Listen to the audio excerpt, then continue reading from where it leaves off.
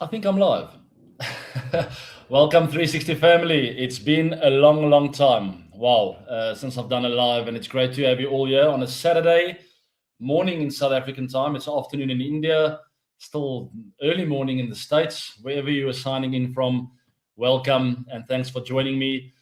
A lot has happened since we've done a live show, to be honest. And these are the shows I enjoy the most because I feel it's most interactive. I've also worked on my camera quality, as a lot of you have told me it's not good enough. And if you say it's not good enough, then I do something about it, right? I hope this is better and that you guys can see me. You can see the gray on my beard now, which is actually why had the camera quality so low. Anyway, now it's all real and up close and personal. I've got my laptop open at the back so I can see some of the results come through here, and there's lots to talk about. So without further ado, let's go straight into it. Obviously, as per usual, post your questions down below in the descriptions box. I'll take as many as I can. I hope you guys enjoyed the visualization video from AB to 360 that I released this week. There were lots of questions about it and a couple of things I want to clear up, and we'll get into that. Let's talk about Zimbabwe and India first. Zim hosting India there for a T20 series. India winning that first one. Vaibhav Suryavanshi with a nice handy 50 there of only 19 balls. No surprises there. It's actually a bit slow for him, right? Let me know if you think it's too slow and he needs to work on that strike rate. That dude, 15 years old, ridiculous. Zimbabwe not posting enough, 125 for 7. Quite tentative, I think is the word that stands out. I don't think it really helped them to bat first in the first T20 international, as that just raised a lot of uncertainty for them, doubt what's going to be a good score, the quality of the Indian bowling attack. Do we just survive for a while? Do we sort of counter punch and try and get aggressive out there? Unfortunately, very tentative. Lots of their players batting under 100 strike rate. And in T20 cricket, that's never going to be good enough. I don't care what kind of wicket you play on. So the theme for Zimbabwe will be to go out and throw the first punch in that second T20 that's happening soon. So losing out on the first one, 125. Madaveri, 39. I don't even know if I'm pronouncing his last name right. Marumani, 27 of 20, not out. And the Indian attack, just Mayank bowling wheels. And it's great to see him flying through the air like that. 2 for 18 in his 4 overs, which was great. And Prince, who had a fantastic IPL, 2 for 19. But then it was India making really light work and showing that the 125 was never going to be good enough. In T20 cricket, you need to throw punches as a batting unit. But India doing that perfectly well with Vaibhav, 50 of 19 balls. Excuse me. Ishan Kishan also a handy 35-24. And the rest of the batters didn't have to do much because Suryavanshi really set it up and played that attacking hand for India, taking a lot of pressure off the rest of the batters who could come out and just sort of go run a ball. Muzarabani, a fantastic bowler, tall man, 2 for 26. He was really the only Zimbabwe bowler that sort of looked like maybe they've got a chance in making some inroads in that batting lineup of the Indians, but just not enough. Suryavanshi, guys, 14 years and 32 days when he broke the record for the youngest to score an IPL 50. Then he was later that same year, closer to 15 years old, just prior to his 15th birthday. He became the youngest to score a List A 50 and century. And at the age of 15, just now the other day, youngest to score an international 50 ever. So history rewritten by young Vaibhav Suryavanshi. Am I surprised? Not at all. I think none of you are surprised. There's plenty more records that will fall because of this young left-hander from India. It's always exciting and entertaining to watch him play. And I'm happy for him after that tour of England, where he really struggled a bit and found the going really tough, which was expected in the UK conditions, but a great learning curve for him.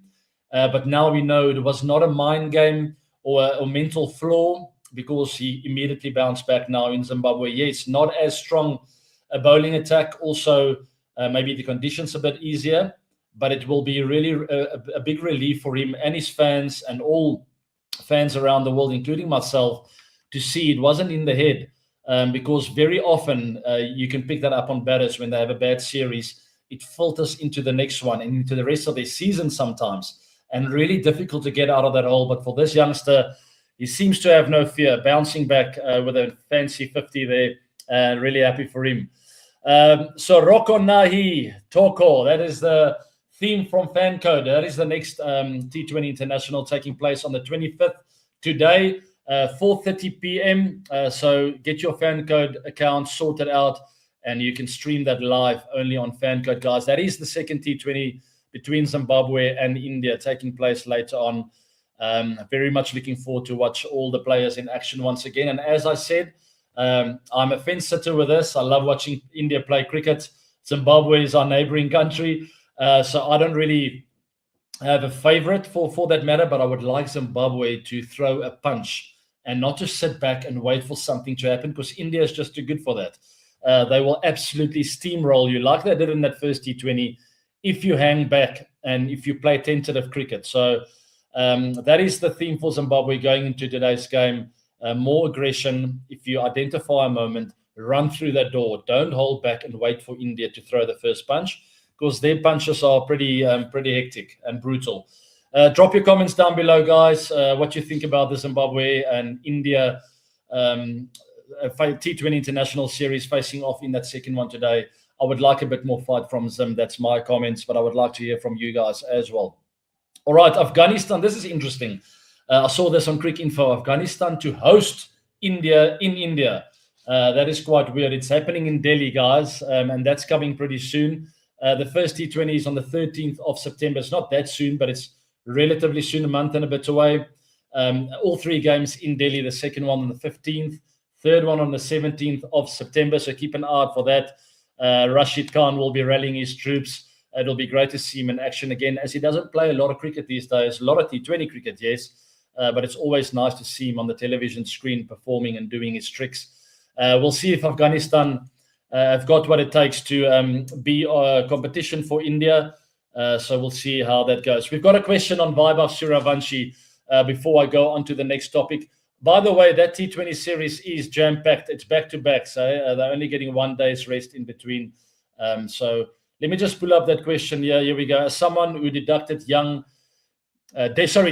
young, what is your top advice for shielding him for sudden media pressure? I've covered this extensively before, but I'm glad you asked that. I think for him is just to have leadership around him and a brotherhood, almost like an older brother kind of feeling. He's got to identify one or two guys that he feels comfortable with and sort of just be open to being under someone's wing. That happened for all great players in the past, I feel. Personally, for me, I had a few guys that took me under their wings as I got into the Proteas setup. And it's quite big, guys, for a youngster growing up, dreaming of playing for your country.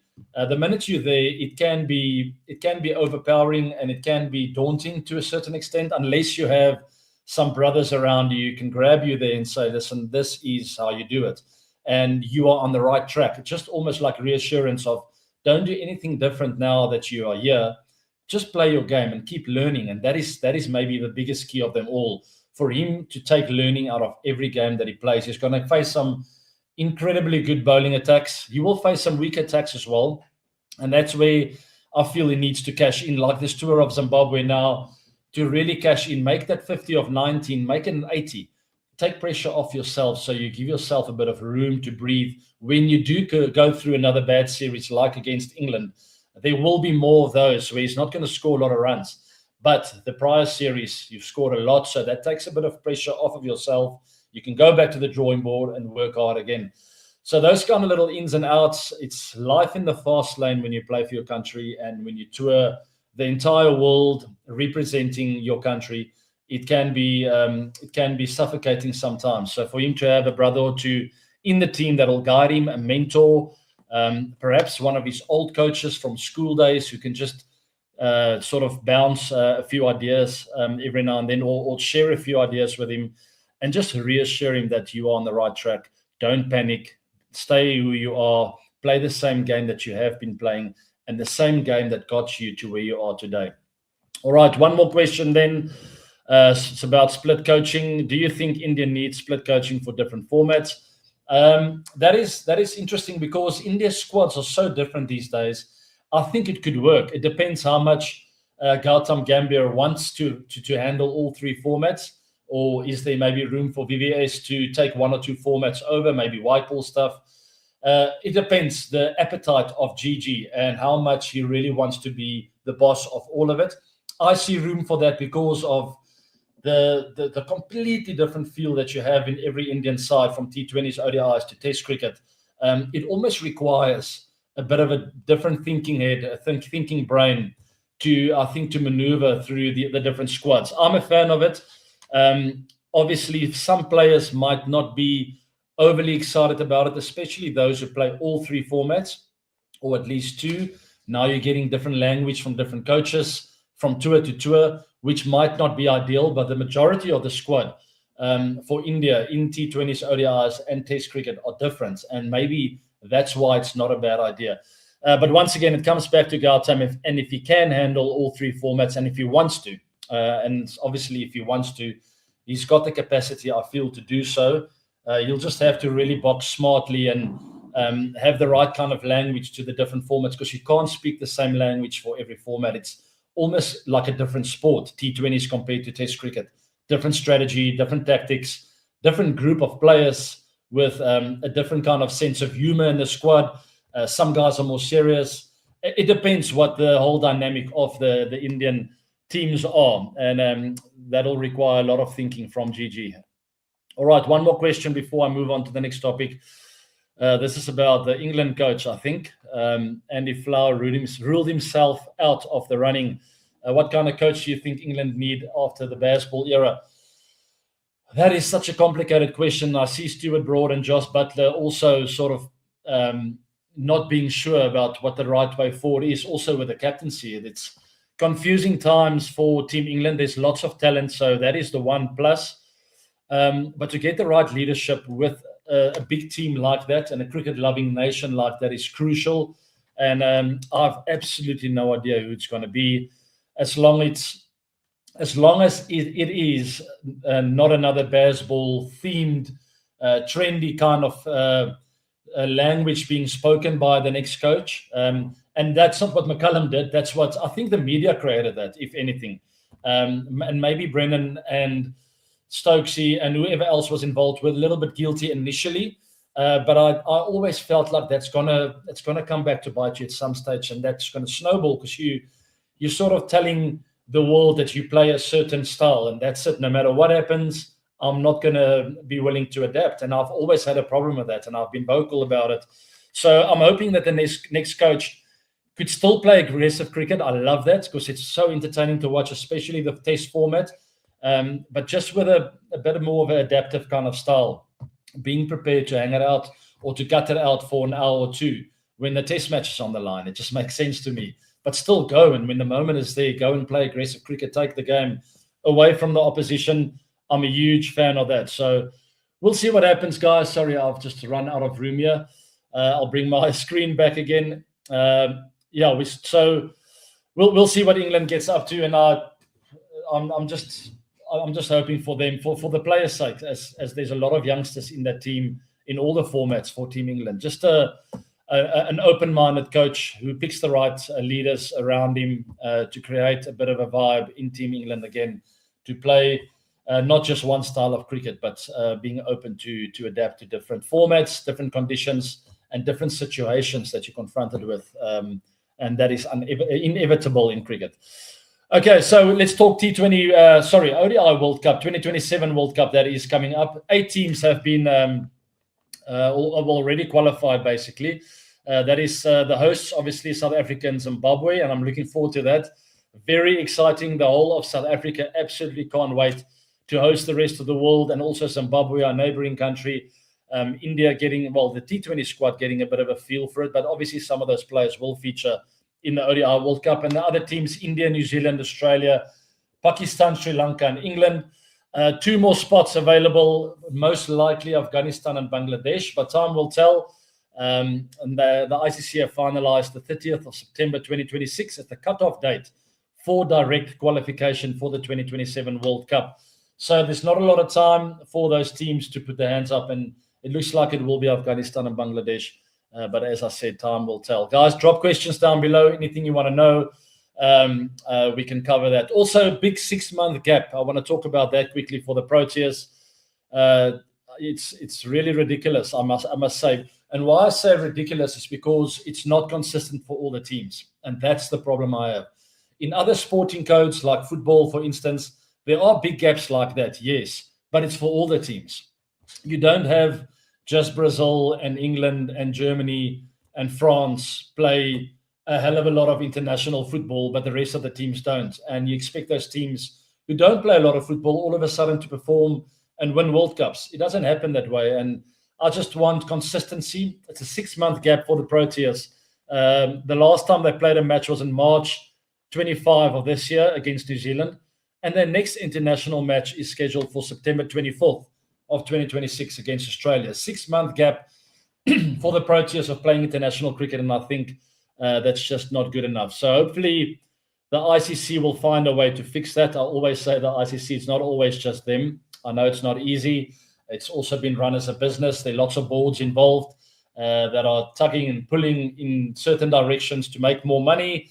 And that's unfortunately part of sport these days and cricket. You have to run it as a business, and I understand that side of it. But there's also the fans' point of view. We want to see our teams play cricket, and we want a consistent, fair system in place for all teams. In the IPL, for instance, there's a fair system, and they tweak it every year to make it as fair as possible for any of the 10 teams to win the IPL and to be in the right kind of form going into the knockouts, for instance. So if you compare it to the international cricket setup, it's just not the same. You want your international teams to have a regular schedule of playing cricket together. And if you want to take that away, no problem, but do it for everyone then. Don't just handpick one or two to play more cricket and others not. So, yeah, this is disappointing for the Proteas, but hopefully they will find a bit of form going into September. I'm sure they will have a camp, get together as a unit, revisit their values, the culture. But it shouldn't be that way. It shouldn't have to happen where you have to revisit those things. You should have a regular schedule where you just fall into place again and go. All right, when is SA playing this? Oh, there's the question. Been so long since I saw them, and that's why I just covered now. All right, guys, I'll take a few more questions. I also wanted to cover from AB to 360. I actually recorded another one yesterday. I think you're going to love it. I wanted to cover a little bit about the last one I did, about visualization. And I feel I didn't say everything I wanted to say about it. It was a bit of a crazy video. I got Benjamin Sir sort of according to me in the gym, and he was busy with all kinds of stuff. There are so many different ways of visualizing whatever, meditating, whatever you want to call it. There's a static version where you are still, you close your eyes. Some people like to listen to music. You can argue that there are so many different ways. I mean, just walking in the street, you think of what you need to do next, or you think of when you need to pick up the kids. That is you visualizing certain tasks that need to be done. So that was my way of explaining to you what I felt was really powerful for me, is to really sort of make it cricket specific. The night before a game, I have my quiet hour before 8 or 9 in the evening, or sometimes in the morning even, but just to visit that stage, what I pictured it's going to be like. And it's incredible the power of that and how it worked for me. And I did a bit of shadow batting with that, but that really gave me a feeling of I don't know, it was weird, mental preparation, but also physically I wanted to feel it. And that's why I would move around with music in my ears, eyes closed. I wanted to work on my balance. And the minute I stopped with those sessions, or when I finished one of those sessions, it just felt complete. And that's why it worked for me. It was my authentic way of visualizing my next innings. And that's also why I mentioned in that video, be creative with the way you visualize your next knock or your next task. It can be business-like, it can be whatever you want to do in life. But for cricket, that's why I urge Benjamin Sir to make it more cricket-specific. I'm not a big believer of just meditating and sitting there for 2 hours, not thinking about anything, and I don't know where your mind goes. I've tried that before with numerous psychologists and never worked for me. I want to be active. That's my kind of style. That's the way I sort of react to the best. And that's why I did that video. And I want to urge some of your cricketers, some of the cricketers out there who love the game, to try and have an active visualization session and really put yourself in that stadium or at your school's ground, seeing the opposition, feeling your senses, and just seeing that ball and playing shots and keeping that balance. And I felt that was a really nice, complete way of visualizing your next big moment. I hope that makes sense, and I hope that video made sense. I felt that I didn't cover everything I wanted to, and I picked it up through some of the questions that I got as well. But look out for that next one. I think you guys will enjoy it. I'll talk a little bit about bat playing, and I'll give you an exercise or two or a drill or two that you can use just in order for you to understand a bit more why I don't like the bat to go behind your back. And I think I found a nice way and a nice drill for you to go try at home. And Benjamin Sir obviously got it wrong again. All kinds of funny stuff. Stay tuned for that. That'll be out next week, Tuesday, I think. And in other news, we are going overseas next Friday. Family trip. It is the school holidays for my kids next week, Friday, starting the month of August. So very much looking forward to go overseas and showing the kids the world. I might be a little bit less active over that time, so stay tuned. Be aware of that, but also stay tuned for some content that I will be putting out in the month of August. It's a long month, as the entire month is school holidays. So I will definitely be active, but during that 2-week period of being overseas, maybe a bit less, but I've got a few plans up my sleeve to keep you guys in the loop with what I'm getting up to. All right, I'll take a few more questions, guys. And then there's a birthday party later. It was early morning football for the boys, as it's football season at their school. And just got back from Johannesburg. And then there's a birthday party for my one son. So we'll be doing that for the rest of the afternoon. And maybe I'll go and hit a few golf balls on the driving range, try and get that swing sorted. That is actually pretty cool news as well. I'll be playing in another Icons event in December month. So I'm prepping for that.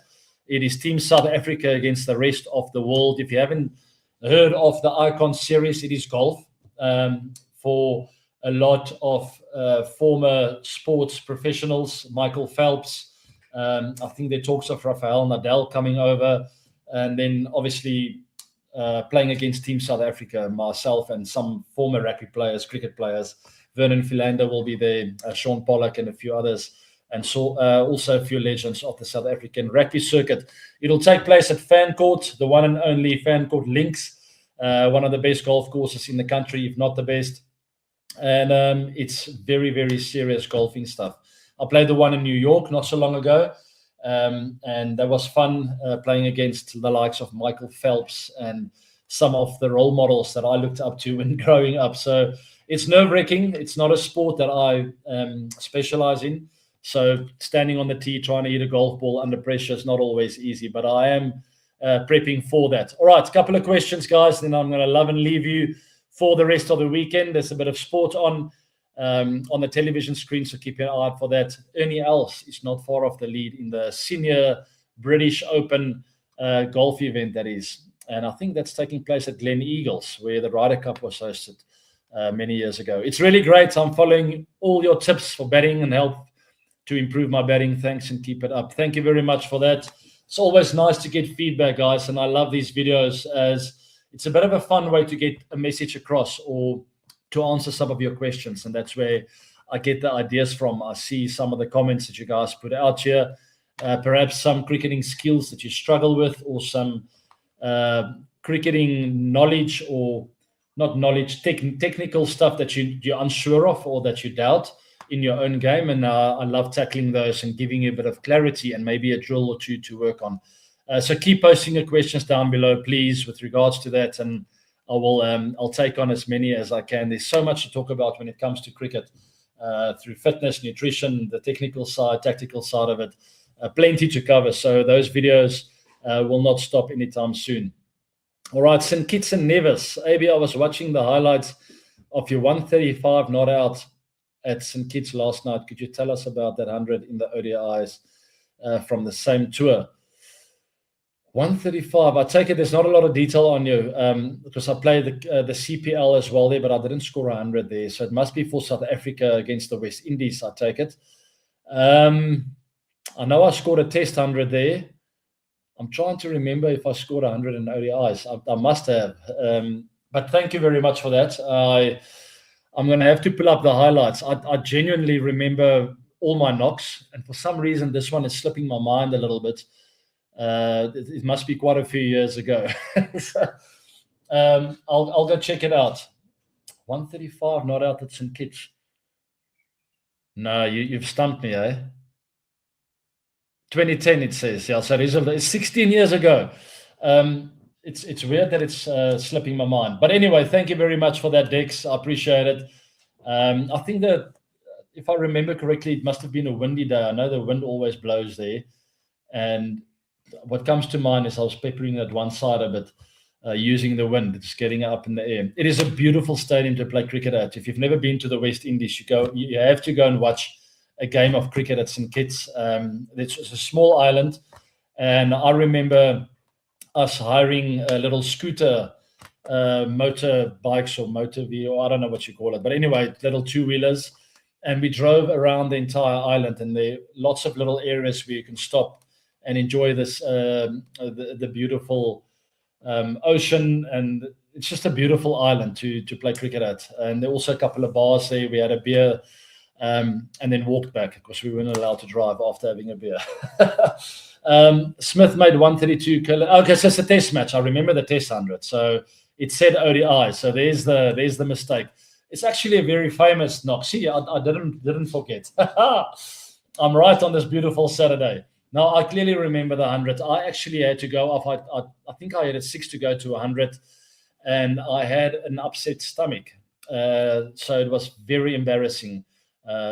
As I rushed through the 90s knowing that I needed to go. I didn't want to go to the loo on 95 not out, for instance, and I literally just came down the wicket, hit it for 6, told the umpire I'm out of here, ran off the field, and did my thing. I can't believe I'm saying this on air, live. Did my thing, and as I came back, I put my bat downstairs as I ran up. As I came back, Sean Pollock put a toilet roll on my handle, so I had to take that off first. Very embarrassing with the cameras on me, and went out to bed. So yes, the ODI century was at North Sound. First ODI, you and Ashim both made it. I remember that, yes. So that's why I didn't remember it, because I had St. Kitts in my mind. I was thinking, when did I score an ODI 100? Yeah, I remember playing the CPL there. I had a very good evening knock there against Faf's team. I played for the Barbados against St. Kitts at St. Kitts, and I batted really well that night. Once again, used the wind, as the wind always blows across the ground there. So you got to be smart with the way you use the breeze and not try and hit it in the air into the breeze, as it will just hang up in the air and you get caught. But when you go downwind, and it reminds me of a knock at Hambantota against Sri Lanka as well, where it was gusting, like probably 50, 60 k's an hour winds were blowing. And I batted superbly that day, using Malinga downwind the whole time. And when he switched ends, I would adapt to that and still keep hitting him downwind. But anyway, thanks for that, Dex. Appreciate you bringing up that nice ODI century. It's a long time ago. But I clearly, that test century, but I clearly remember that. It was a fantastic tour. It's always great touring the West Indies. I love all the islands and everything that beautiful country has to offer. And they just love their cricket as well. All right, last but not least, you came into bat in the 39th over and hit your first ball for 4. Did you instantly know you were in a rare flow state, or did it just feel like any other day until you looked at the score? But I guess you're talking about the same game now, the 100, test 100 against the West Indies at St. Kitts. I can't remember the first 4. It might have been, let me guess, Kemar Roach through the covers. If it was, then yes, sometimes, and I've spoken about it before, sometimes you do have a bit of a flying start. And there's nothing better than that. And all you need to work on then is to stay humble and stick to the basics and stick to your game plan and your blueprint. Because it's so easy to get ahead of yourself then. And sometimes that can be some of the most frustrating things in your life and in your career.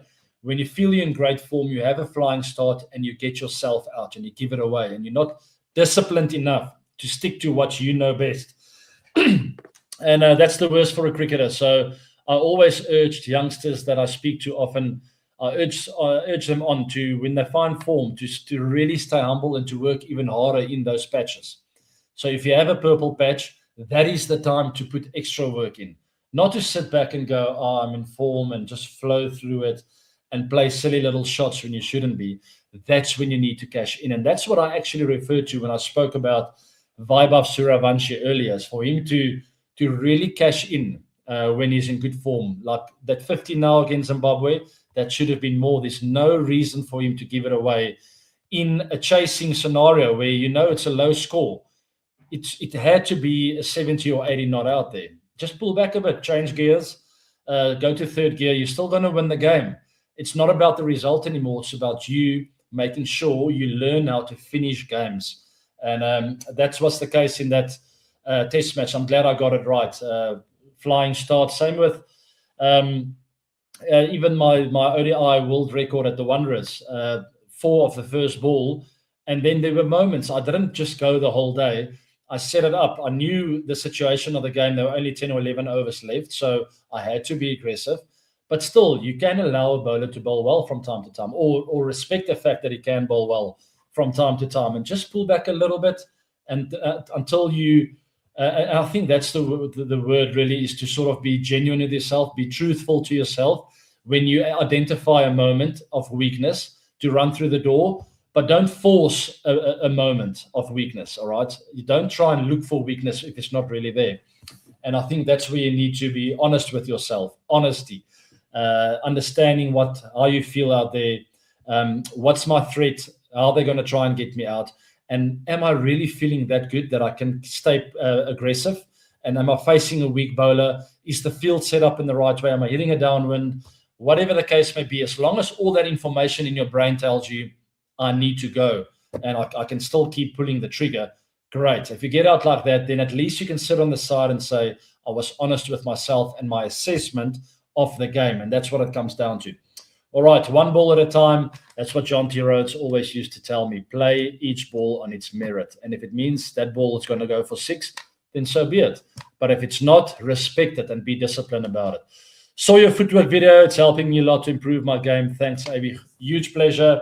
And I'm glad it helped. There's many more videos to come. So keep an eye out for From AB to 360 videos. This is my first ever stream watching Mr. 360. Big fan, sir, from us, RCB forever. Thank you very much. I hope you enjoyed it. Many more live sessions to follow. We will also pull Dale Stone back into studio sometime soon. He's been busy. He's been fishing and doing all kinds of stuff. I don't know if you follow him on Instagram. If you do, you'll know what I'm talking about. He loves seeing the world, traveling everywhere, and fishing is what he really loves. So, and surfing, obviously. And that's it, guys. I'm working on a very exciting project. It's got something to do with music. So stay tuned for that. It's going to be another 3 to 6 months, I think, before I'll be able to announce that. But it's very, very, very, very exciting. And I think you guys are going to love it. Thanks for joining me today. Subscribe to the channel. Like this show. It really helps the show to get out there and for us to interact a bit even more in the future. What else is there to say? Subscribe, like, and share with your friends. Get more on the 360 show so we can get the family even bigger. Take care. Have a wonderful Saturday. Go follow Mr. Ernie Els in his feed to try and win that Seniors Open. Take it easy, legend. Thanks, Scotty. You're a legend too. Have a wonderful weekend, guys, and take it easy. Go do a bit of visualization on what you want to achieve the rest of the weekend. Even if it's having a beer, that's okay. If you want to go eat some golf balls, go do that. Take care, have fun, and I'll see you all soon. Bye now.